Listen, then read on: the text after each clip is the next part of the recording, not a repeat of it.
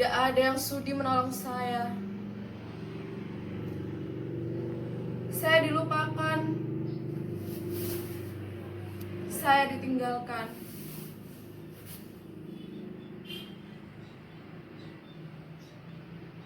Dasir? Kamu mau Dasir? Bagaimana bisa kamu masuk kamar ini? Tak kenal saya. Ini saya, Atika, istrimu. Dulu kamu mengantar saya ke Jakarta. Kita berpisah di Bandara Soekarno-Hatta, Cengkareng. Di surat kamu cerita, katanya setelah mengantar saya, kamu pergi ke kampung lalu mengurus sawah. Setahun lamanya kita berkirim surat.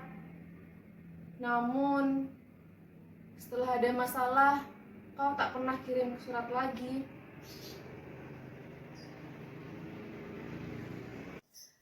Jangan pergi, Mudasir. Jangan tinggalkan saya. Kenapa? Apa saya sudah tidak menarik lagi? Dulu, kamu sering bilang pada saya kalau saya tuh cantik apa adanya, tanpa perlu gincu ataupun bedak. Iya, saya tahu. Karena penyiksaan ini, wajah saya tidak secantik dulu lagi. Tapi Mudasir, bukankah kamu menikahi saya karena lahir batin? Bukan hanya karena wajah saya saja, bukan? Jika iya, tolong selamatkan saya. Setelah itu, kita pergi ke kampung bersama-sama. Tak usah lapor polisi ataupun Menteri Tenaga Kerja. Percuma. Kita itu warga negara Indonesia. Kita bukan warga negara Filipina. Beruntunglah mereka yang berasal dari Filipina. Presidennya saja peduli dengan mereka. Apalagi bagi TKW yang bekerja di mancanegara. Sudahlah, Mudasir. Berbicara tentang nasib TKW membuat dada saya sesak sekali. Mengapa? Karena pemerintah tidak ada yang peduli. Mereka semua malas mengurusi kita para TKW. Ya karena komisinya tidak seberapa. Lagi pula, untuk mengatasi masalah seperti ini butuh diplomasi yang baik bagi pejabat-pejabat dengan negara asing. Tapi faktanya, pejabat kita diolok-olok, ditertawakan. Katanya mereka disebut malas, bodoh, dan sok pintar. Mudasir, kemarilah Mudasir, duduk di sebelahku, supaya kita bisa bersentuhan. Mengapa? Kau tak mau? Mengapa tetap berdiri di pojok sana? Di kamar ini, tidak ada kamar mandi ataupun WC. Hanya ada kardus, bantal, dan piring gelas yang kotor.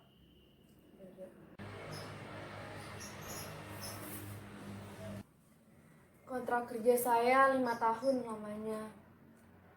Saya bertekad, di penghujung tahun kelima, saya akan membawa ringgit banyak dan membeli beberapa petak sawah untuk masa depan kita, Mudasir.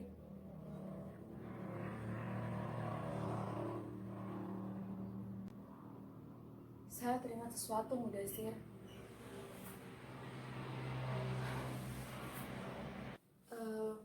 Mudasir, saya mau cerita. Saya teringat sesuatu. Pada suatu malam di bulan ke-13 saya bekerja, majikan lelaki saya menghampiri saya. Nyonya dan anak-anaknya sedang keluar kota menginap di rumah family. Di rumah yang sebesar ini, hanya ada saya dan majikan lelaki berdua. Iya, berdua. Tiba-tiba dia masuk ke kamar saya, menutup pintu dengan rapat dan duduk di sebelah saya. Saya ketakutan. Saya meringkuk di pojok kasur. Sampai-sampai saya tidak berani untuk bertanya. Namun naluri saya sebagai seorang perempuan mengatakan bahwa ada sesuatu yang salah dengan majikan lelaki ini. Bahwa ada sesuatu yang menggoda dia hingga berani mendatangi saya malam-malam seperti ini. Ternyata benar. Dia tiba-tiba berbaring di sebelah saya, mengulurkan tangannya, anjay. Ternyata benar. Dia berbaring di sebelah saya, lalu mengisyaratkan saya untuk tidur di sebelahnya. Saya menggelengkan kepala. Saya tidak mau, Mudasir. Tapi dia memaksa. Saya tetap menolak. Hingga lalu dia tiba-tiba berdiri. Saya pikir dia akan menerkam saya. Dan bila itu terjadi, saya sudah siap untuk memukulinya. Namun takdir berkata lain.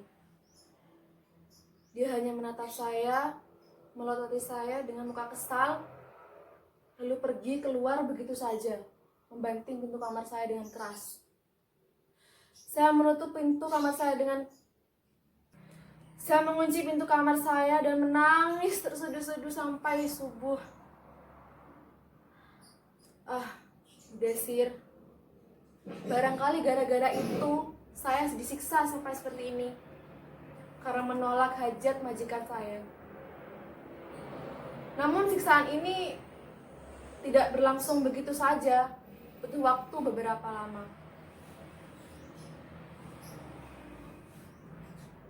Sampai bulan ke-15, semuanya masih baik-baik saja, berjalan sebagaimana mestinya. Saya bekerja seperti biasa, tetapi di bulan ini majikan lelaki saya mulai mengeluh bahwa dia kehilangan sesuatu. Ya, dia kehilangan uang. Siapa yang disalahkan? Saya tentunya. Saya dipukul, saya ditampar oleh nyonya. Dan bahkan anak lelaki mereka pun ikut memukuli saya. Saya tetap diam, karena saya tahu dan saya tidak sudi untuk mengaku sebagai seorang pencuri. Karena faktanya, saya memang tidak pernah mencuri.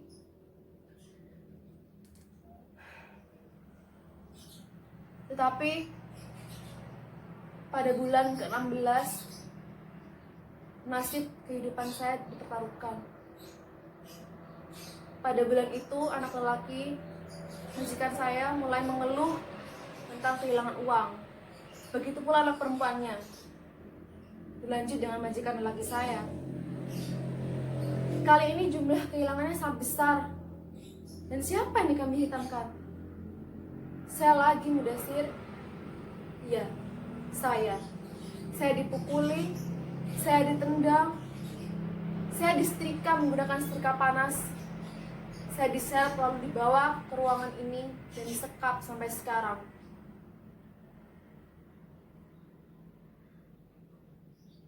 Saya masih tidak mengerti apa konsep dari penyiksaan ini. Apa yang salah dengan saya? Ada apa sesungguhnya dengan mereka? Dulu mereka sangat saling membantu satu sama lain terhadap TKW yang dari Indonesia. Mereka benar-benar menganggap kita sebagai saudara serumpun. Bahkan mereka membawa cendekiawan kita untuk mendidik warga negara mereka. Mahasiswa mereka dididik oleh cendekiawan dari kita. Hingga suatu hari mereka benar-benar sukses besar. Lahirlah banyak orang pintar, lahirlah pejabat-pejabat yang disegani oleh asing, sehingga mereka merasa tidak membutuhkan kita lagi. Namun di balik itu semua mereka tersadar, mereka tidak memiliki kesenian asli dari negara mereka. Dan tentunya dengan uang dan uang, mereka mengangkut para seniman dari Indonesia untuk membuat seni seolah-olah seni itu berasal dari negara mereka. Jika saja perkaranya hanya sampai pada juri mencuri seni, saya tidak akan diperlakukan seperti ini. Namun, seluruh pikiran warga negara ini sudah benar-benar salah. Mereka menganggap bahwa dengan uang mereka dapat menyelesaikan berbagai jenis masalah. Mereka dapat memiliki segala sesuatunya dengan uang. Mereka dapat bertindak sesuai dengan keinginan mereka dengan uang, dan uang. Ya, mereka tidak takut dengan hukum. Mereka dapat membungkam hukum dengan uang.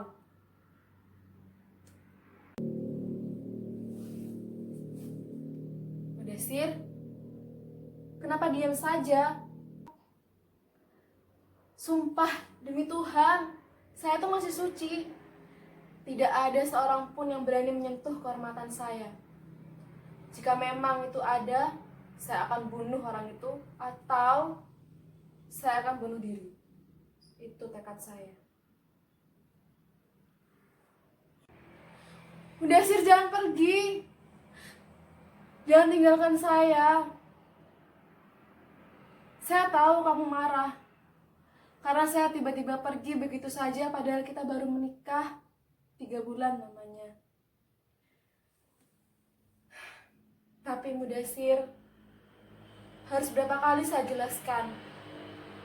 Itu semua rencana saya demi masa depan kita supaya tidak sengsara. Kau tahu itu kan? Iya kan? Mudasir, bagaimana keadaan emak dan bapak? Sehat-sehat aja kan? Iya kan? Encok bapak, apa sudah sembuh? Lalu, asma ibu, bagaimana? Apa masih suka kambuh? Kamu ingat bukan? Saya sering mengirim uang ke kampung dan jumlahnya banyak. Itu pasti cukup untuk biaya pengobatan. Pakai, jangan ragu. Mudasir,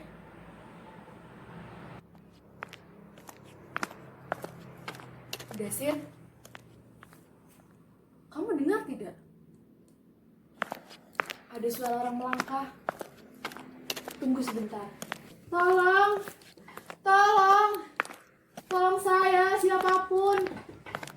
Ini saya. Tolong.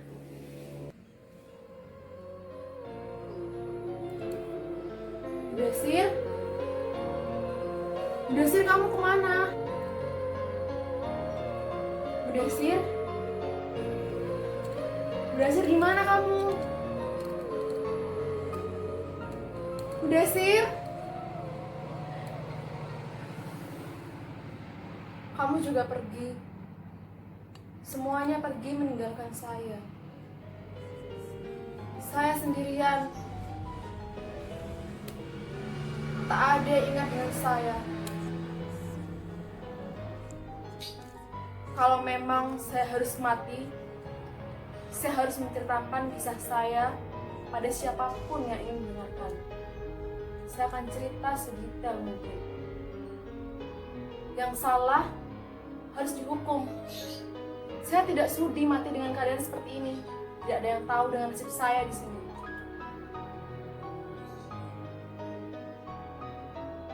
Manusia dilahirkan dengan derajat yang sama. Tidak ada yang bisa menyiksa manusia lainnya. Hanya Tuhan yang dapat menentukan nasib manusia itu sendiri.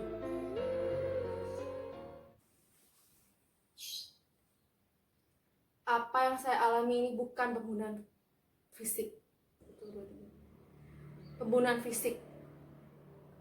Melainkan pembunuhan mental. Ya.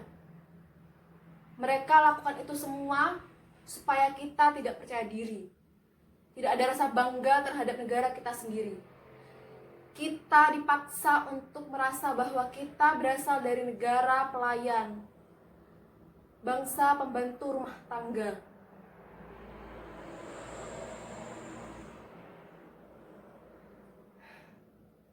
Tolong, tapi jangan tolong saya, tolong kami semua.